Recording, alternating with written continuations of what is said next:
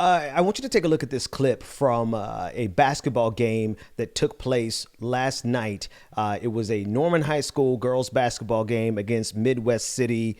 And the coach, one of the announcers, Mark Rowan, made some extremely racist statements in remark to the women kneeling during the national anthem.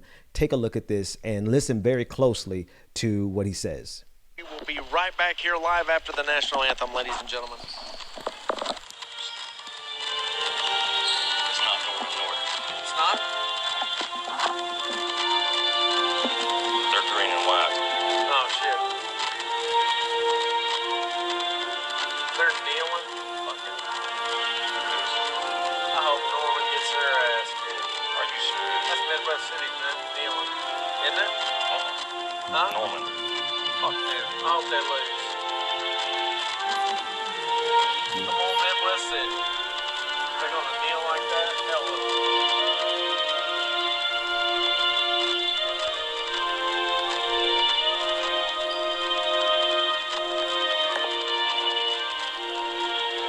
They even saluting the flag?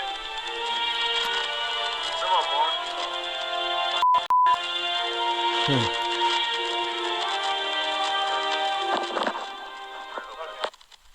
And then they cut the microphone off, obviously realizing what happened, that there was an open mic, there was a hot mic. Now that video was brought to us from a coach by the name of Frankie Parks. He witnessed it, and then he recorded it and uploaded it to Twitter. And since then, it's got 1.2 million views. I want to read the statement from the announcer who was caught on this hot mic.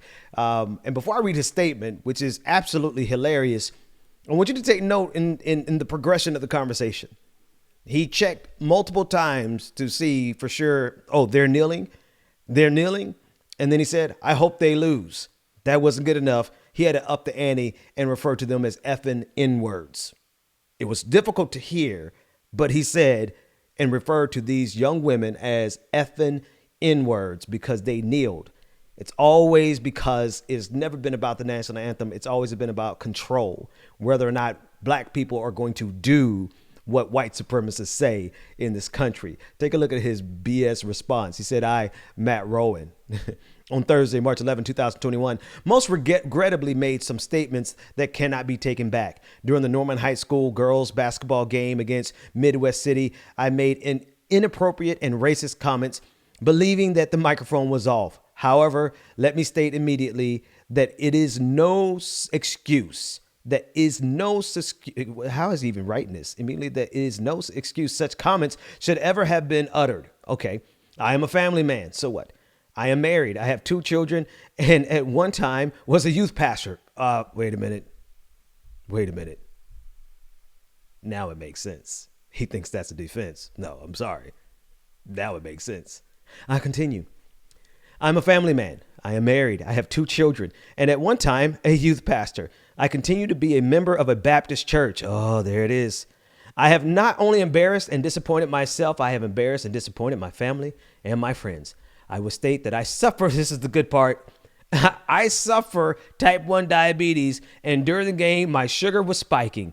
While not excusing my remarks, it is not unusual when my sugar spikes that I become disoriented and often say things that are not appropriate as well as hurtful.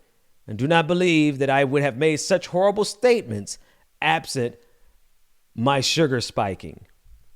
This is being referred to on Twitter as the Twinkie defense. This is the absurdity of it all.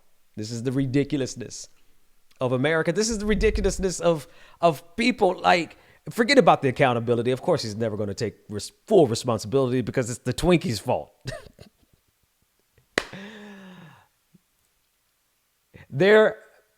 Their hatred of us kneeling was never rooted in the Star Spangled Banner.